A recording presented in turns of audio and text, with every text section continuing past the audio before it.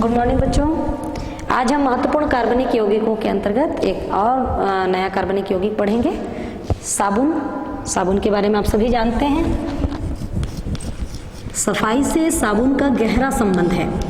अगर हम सफाई की बात करें और साबुन की बात ना करें तो ऐसा संभव नहीं है। जैसे हम खाना खाने के पहले साबुन से हाथ धोते हैं, कपड़े हम साबुन से धोते हैं, नहाने का काम साबुन से करते हैं। तो कहने का मतलब ये है कि साबुन का और सफाई का आपस में बहुत गहरा संबंध है। तो ये साबुन आखिर है क्या? तो जो साबुन होते हैं ये उच्च लंबी श्रृंखला वाले जो हाइड्रोकार्बन के वसीय अम्ल होते हैं, उनके सोडियम या पोटेशियम लवण को हम साबुन कहते हैं। इसमें कार्बन परमाणुओं की एक लंबी श्रृंखला होती है। ये कार्बन परमाणु 1, 2 नहीं बल्कि 15, 16, 17 तक हो सकते हैं। इसलिए हम कहते हैं कि इसमें जो हाइड्रोकार्बन की लंबी श्रृंखला पाई जाती है और ये सोडियम या पोटेशियम लवण होते हैं। उच्चतर वसीय अम्लों के सोडियम या पोटेशियम लवण को हम साबुन कहते हैं। तो देखते हैं इसमें इसका एक बनाने की विधि। जब भी हम साबुन बनाते हैं उच्चतर वसीय अम्लों की कास्टिक सोडा या कास्टिक पोटाश से क्रिया करके तो दो पदार्थ बनते हैं। एक तो बनता है ग्लिसरॉल और दूसरा बनता है साबुन। चलिए देखते हैं इसको। आप लोग भी लिखिए मेरे साथ।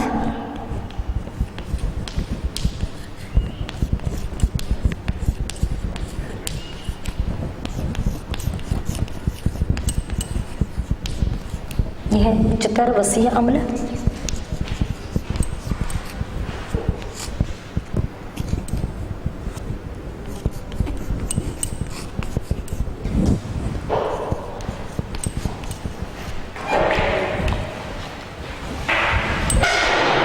इसका हमने एक अणु लिया है, ठीक है। यहाँ संख्या नहीं डाला मतलब एक है। और इसमें हम लेते हैं 3 अणु सोडियम हाइड्रोक्साइड के। देखिए 3 बार लिख रही हूँ मैं, आप लोग भी लिखिए ऐसे NaOH। ये 3 अणु लिया हमने, ठीक है। सबसे पहले हमने क्या लिया है CH2COOR, CHCOOR, CH2COR। ये आपस में जुड़े हुए हैं, ये एक अणु है। इसको कहते हैं उच्चतर वसीय अम्ल। और इसकी हम क्रिया किससे करा रहे हैं? सोडियम हाइड्रोक्साइड है इसका रासायनिक नाम। इसको कास्टिक सोडा कहते हैं, कास्टिक सोडा।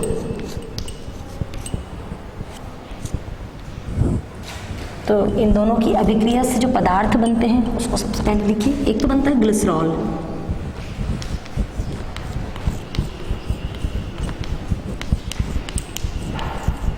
ये बना ग्लिसरॉल।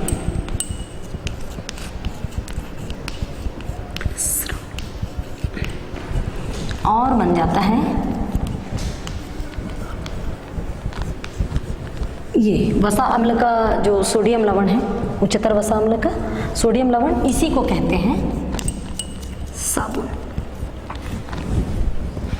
देखिए फिर से हमने क्या लिया? उच्चतर वसीय अम्ल लिया, वसा अम्ल, और इसकी क्रिया 3 अणु कास्टिक सोडा से करवाई सोडियम हाइड्रोक्साइड के साथ।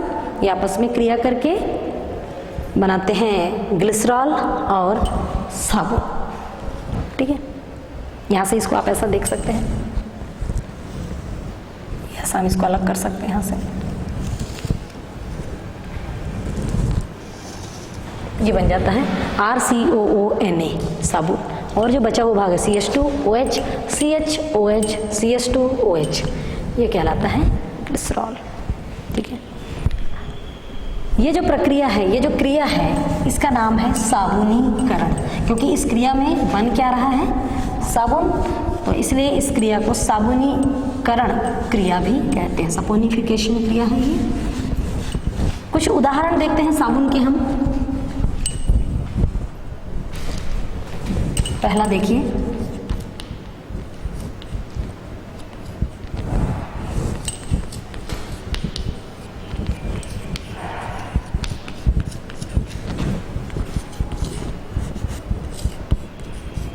C17H35 मतलब कार्बन के 17 परमाणु, हाइड्रोजन के 35 परमाणु, COO के यहाँ सोडियम लिया, कास्टिक सोडा लेंगे तो सोडियम आ जाएगा, और अगर हम कास्टिक पोटाश लेते हैं तो पोटेशियम आयन आ जाएगा इसकी जगह पे।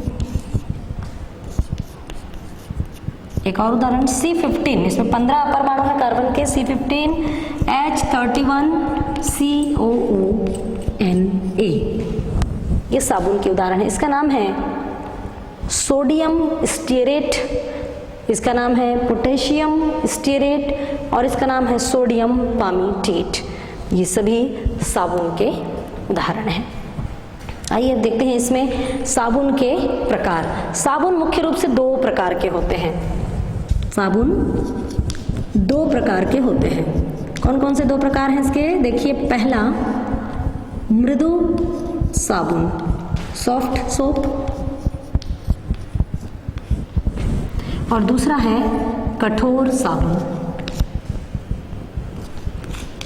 कठोर साबुन। तो मृदु साबुन हम किसे कहेंगे? जिसमें पोटेशियम लवण का इस्तेमाल होता है। ये नहाने के साबुन में इसका इस्तेमाल होता है। तो नहाने के साबुन जब बनाया जाता है तो हमको कास्टिक पोटाश की आवश्यकता होती है, और कास्टिक पोटाश जिस साबुन में होता है वो सॉफ्ट होता है, हमारे स्किन के लिए, हमारी त्वचा के लिए नुकसानदायक नहीं होता है। और जो कठोर साबुन होता है इसमें हम कास्टिक सोडा का इस्तेमाल करते हैं, और इसका इस्तेमाल कपड़े आदि धोने के लिए इसका इस्तेमाल किया जाता है। नेक्स्ट देखेंगे साबुन की क्रियाविधि, जो कि बहुत महत्वपूर्ण है। साबुन की क्रियाविधि, कैसे काम करता है साबुन? अगर हमें कपड़ों की गंदगी को, मैल को, चिकनाई को साफ करना है तो साबुन काम कैसे करता है, इसको हम इसको समझेंगे कार्यविधि या क्रियाविधि के अंतर्गत। साबुन की प्रक्षालन की क्रियाविधि कहते हैं इसको। प्रक्षालन यानी धोना। कपड़ों को कैसे साफ करता है साबुन, ये देखेंगे। अभी जैसे हमने एक उदाहरण लिया, ये है साबुन। अभी जो हमने बनाया था इसको हम साबुन कहते हैं। उच्चतर वसीय अम्लों के सोडियम या पोटेशियम लवण को साबुन कहते हैं। तो आप लोग स्पष्ट इसमें देख रहे हैं, इसके दो भाग दिखाई दे रहे हैं। एक भाग है आर और दूसरा है ये आयनिक भाग, ठीक है। तो इसको हम कैसे प्रदर्शित कर सकते हैं? अब चूंकि हमने अभी उदाहरण में देखा था कि जो कार्बन परमाणु संख्या है 15 से लेकर 17-18 तक होती है, मतलब बहुत लंबी है श्रृंखला। मतलब जो कार्बन वाला जो हिस्सा है वो काफी बड़ा है आयनिक भाग की तुलना में। तो इसलिए हम इसको इस प्रकार शो कर सकते हैं। ये जो पूंछ दिखाई दे रही है, टेल वाला जो पार्ट है, इसको कहते हैं हाइड्रोकार्बन की लंबी श्रृंखला, और इसी को कहते हैं वसा स्नेही सिरा या जल विरोधी सिरा। अब जल विरोधी क्यों कह रहे हैं इसको, हाइड्रोकार्बन सिरा को? क्योंकि ये जल के प्रति स्नेह प्रदर्शित नहीं करता है, क्योंकि दोनों की प्रकृति अलग है। जल आयनिक पदार्थ है और जो हाइड्रोकार्बन है ये सहसंयोजी होते हैं।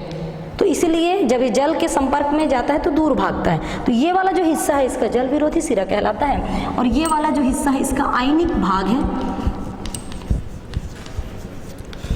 आयनिक भाग। इसी को कहते हैं जल स्नेही सिरा।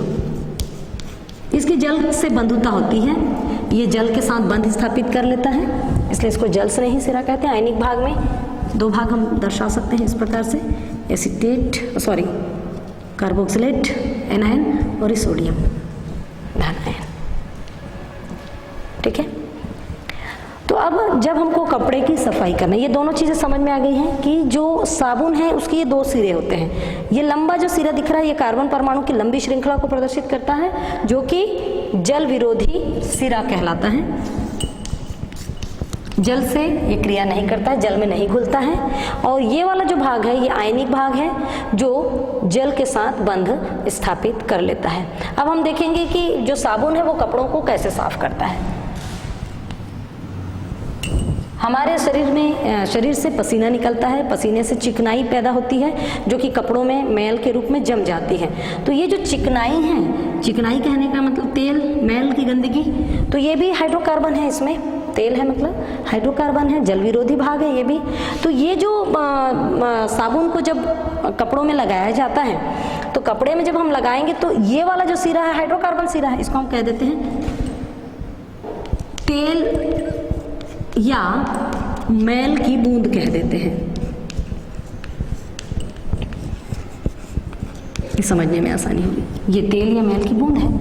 अब जब हम कपड़े को पानी से तो साफ नहीं कर सकते हैं क्या? नहीं कर सकते हैं, क्योंकि पानी के साथ इसकी क्रिया बिल्कुल नहीं होगी, क्योंकि ये चिकनाई वाला हिस्सा है, ये हाइड्रोकार्बन वाला हिस्सा है, तेल या जो मैल होते हैं, तो ये पानी के साथ क्रिया नहीं करेंगे और कपड़ों के रेशों से बाहर नहीं आएंगे और कपड़े साफ नहीं हो सकते। तो हमको कपड़ों को साफ करने के लिए किसकी आवश्यकता पड़ेगी? साबुन की। तो जब हम साबुन लगाते हैं कपड़े पर तो इसका जो हाइड्रोकार्बन वाला सिरा है, ये देख रहे हैं आप लोग, जल विरोधी सिरा, तो समान प्रकृति वाले जो पदार्थ होते हैं उनकी आपस में बंधुता होती है। तो ये भी हाइड्रोकार्बन है, तेल या मैल, और इसके साथ जो साबुन का हाइड्रोकार्बन वाला सिरा है वो ऐसे चिपक जाता है। ये हाइड्रोकार्बन वाला सिरा है जिसको हम जल विरोधी सिरा कहते हैं। देख सकते हैं आप लोग, मैंने लिखा हुआ है बोर्ड में, जल विरोधी सिरा है। लंबी हाइड्रोकार्बन श्रृंखला है, इसमें कार्बन के असंख्य परमाणु होते हैं। ये इस प्रकार से जो हाइड्रोकार्बन वाला सिरा है वो कपड़े की मैल या चिकनाई पर चिपक जाता है। ये वाला जो हिस्सा है इसको हम ऐसा शो कर सकते हैं। ये आयनिक भाग है, साबुन का ये आयनिक हिस्सा है जो हमने यहाँ पर शो किया है, ये आयनिक हिस्सा। इस प्रकार से एक दो जगह मैं ऐसा लिख दूं मैं। तो इनकी जो बंधुता है ये जल के प्रति होती है। अब जैसे ही हम कपड़े को पानी में डुबा के साबुन लगाएंगे तो जो हाइड्रोकार्बन वाला सिरा है वो तेल या मैल की चिकनाई के साथ चिपक जाएगा और जो आयनिक भाग है वो जल के साथ क्रिया कर लेगा। अब जल को हम जानते हैं कि आयनन किस प्रकार से होता है, ये H+ और हाइड्रोक्सिल आयन देता है वियोजन पर। तो यहाँ पर जो कार्बोक्सिलेट एनायन है ये H+ आयन के साथ संयुक्त हो जाएगा और जो Na+ आयन है ये हाइड्रोक्सिल आयन के साथ विपरीत आवेशों में आकर्षण होता है क्योंकि कि साथ ही बंध स्थापित कर लेगा।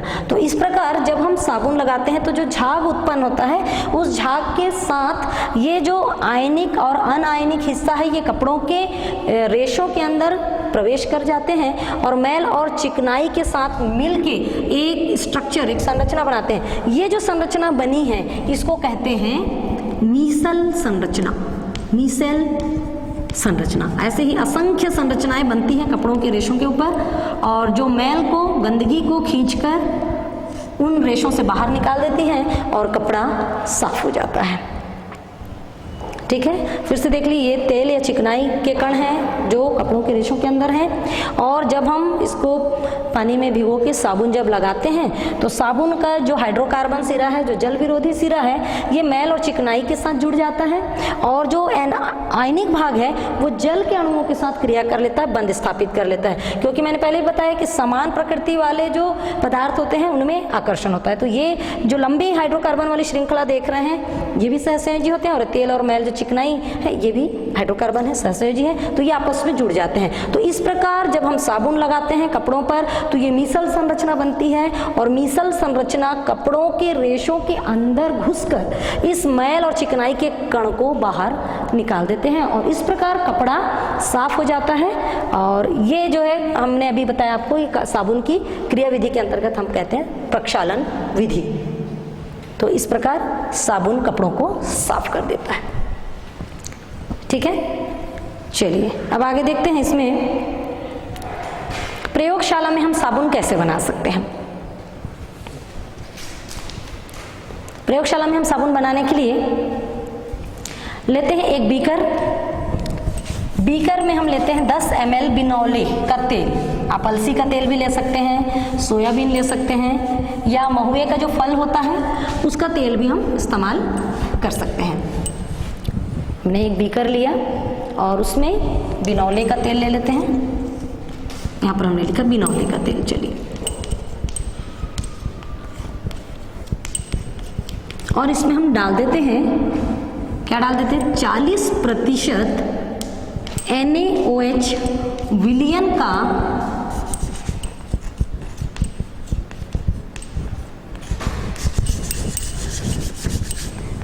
विलयन का 10 ml इसमें मिला देते हैं, 10 मिलीलीटर इसमें मिला देते हैं। ठीक है, बिनौले का तेल हमने लिया 10 ml, ये भी 10 ml है और 40% NaOH विलयन का 10 ml लेते हैं। दोनों को मिला के लगातार इस मिश्रण को कांच की छड़ से हम हिलाते जाते हैं। कांच की छड़ से लगातार इस मिश्रण को हिलाते जाते हैं और उसके बाद हिलाते हुए इसको हम बॉईल करते हैं, उबालते हैं। उबालने पर एक यहाँ पर एक बर्नर लगा देते हैं इस प्रकार से,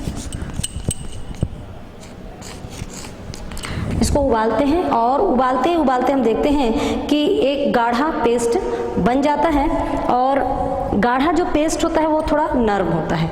तो इसको हमको कठोर करने के लिए इसमें हम डाल देते हैं सोडियम कार्बोनेट। एकदम पेस्ट बहुत मुलायम होता है, तो इसको हार्ड करने के लिए इसमें सोडियम कार्बोनेट डाल देते हैं और इस प्रकार थोड़ा सा इसमें हार्डनेस आ जाती है। इसके बाद हम क्या करते हैं, नमक का संतृप्त विलयन बनाते हैं और संतृप्त विलयन का लगभग हम इसमें डालते हैं 40 ml। 40 ml नमक का संतृप्त विलयन इसमें डालते हैं। संतृप्त विलयन क्यों डाल रहे हैं इसमें, ताकि साबुन अवक्षेपित होकर बाहर आ जाए। विलयन शॉर्ट में मैंने लिख दिया है विलयन। 40 ml नमक का संतृप्त विलयन इसमें डालते हैं तो इसमें साबुन जो है अवक्षेपित होके अर्धठोस के रूप में बाहर आ जाता है। बाद में इसको ठंडा करके मनचाहे आकार में, मतलब इत्र वगैरह डाल के, खुशबू डाल के इसको मनचाहे आकार में काटा जा सकता है। इस प्रकार हम साबुन बनाते हैं प्रयोगशाला में, आप लोग बना के देख सकते हैं। इसके बाद देखते हैं अपमार्जक। क्या होते हैं अपमार्जक? अपमार्जक डिटर्जेंट, जैसे आप लोग बहुत सारे डिटर्जेंट के नाम सुने होंगे, घड़ी डिटर्जेंट, सर्फ एक्सेल, नाम सुने हैं ना, वही अपमार्जक। तो क्या अंतर है साबुन और अपमार्जक में?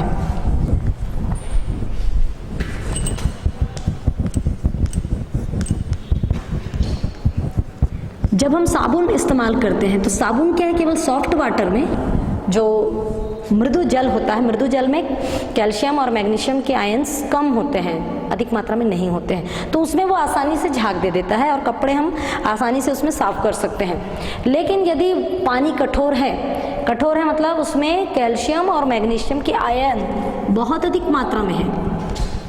कैल्शियम और मैग्नीशियम के आयन जब बहुत अधिक मात्रा में उपस्थित होते हैं तो जब हम साबुन लगाते हैं ऐसे कपड़ों पर, ऐसे कठोर जल का इस्तेमाल जब हम कर रहे हैं और साबुन का इस्तेमाल कर रहे हैं, तो क्या होता है, इन कैल्शियम और मैग्नीशियम के जो आयन्स हैं इसके साथ मिलकर साबुन एक अघुलनशील लवण बना लेता है।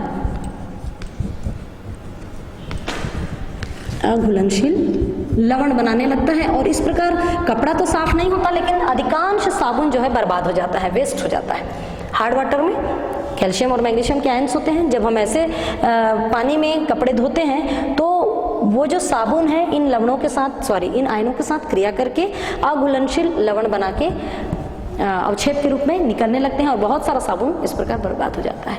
तो ये जो अपमार्जक हैं, अब कठोर जल में साबुन की उपयोगिता, साबुन को हम उपयोग नहीं कर सकते, लेकिन डिटर्जेंट हार्ड वाटर और सॉफ्ट वाटर दोनों में बराबर काम करता है।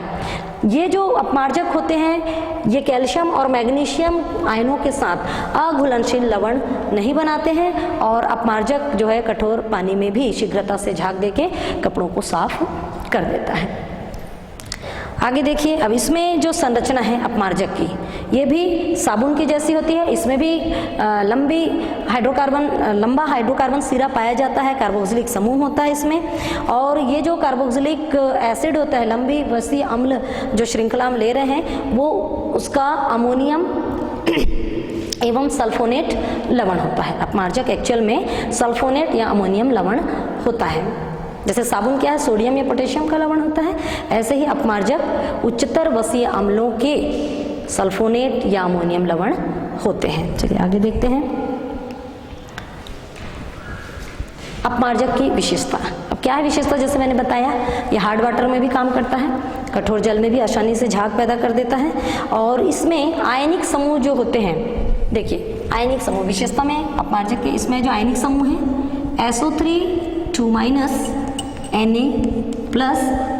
और SO4 2- Na+, ये आयनिक समूह इसमें पाए जाते हैं। जैसे उसमें हमने देखा था कार्बोक्सिलेट आयन साबुन में और सोडियम आयन होता है, इसमें सल्फाइड आयन और सल्फेट 2- आयन ये पाए जाते हैं। ये कठोर जल में आसानी से झाग दे देते हैं। ये पेट्रोलियम से प्राप्त लंबी श्रृंखला वाले हाइड्रोकार्बन होते हैं और इनमें सफाई करने की क्षमता साबुन से अधिक होती है। अब देखते हैं इसके कुछ उदाहरण में अपमार्जकों का। पहला देखिए sodium lauryl sulphate. Sodium lauryl sulphate. दूसरा एग्जांपल इसका देखिए, sodium alkyl benzene sulphonate. Sodium alkyl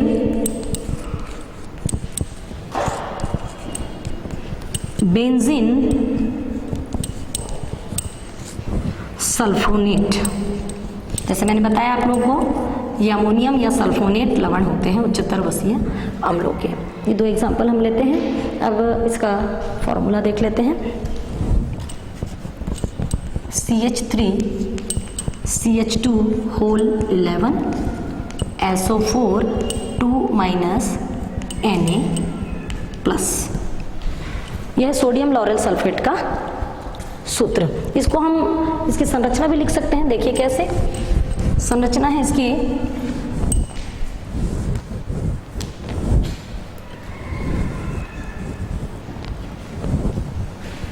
देखिए इसमें 11 ब्रैकेट के बाहर लिखा है, मतलब 11 का गुणा इसे कार्बन से करेंगे। यहाँ एक कार्बन है तो ये हो जाएगा 11 कार्बन, और ये एक कार्बन बाहर है तो ये हो जाएगा 12, और हाइड्रोजन 11 दूनी 22, 22 3 25। तो ये श्रृंखला में हम जोड़ देंगे 12 C12 और H25, और यहाँ पर हम जोड़ देंगे SO4 2 माइनस Na प्लस। यह है अपमार्जक या डिटर्जेंट का सूत्र। सोडियम लॉरेल सल्फेट का सूत्र हमने लिखा है यहाँ पर। इसके बाद देखिए अपमार्जक बनाने के लिए कच्चा पदार्थ। किन किन कच्चे पदार्थों की आवश्यकता होती है? पहला है लंबी श्रृंखला वाले हाइड्रोकार्बन चाहिए हमको, जिसमें कार्बन परमाणु संख्या बहुत ज़्यादा हो। दूसरा हमको चाहिए सल्फ्यूरिक अम्ल, और तीसरा कच्चा पदार्थ है इसमें सोडियम हाइड्रोक्साइड। फिर से देखिए, पहला है लंबी हाइड्रोकार्बन श्रृंखला, दूसरा है सल्फ्यूरिक अम्ल, और तीसरा है सोडियम हाइड्रोक्साइड। इनको मिला के हम अपमार्जक या डिटर्जेंट का निर्माण कर सकते हैं। धन्यवाद।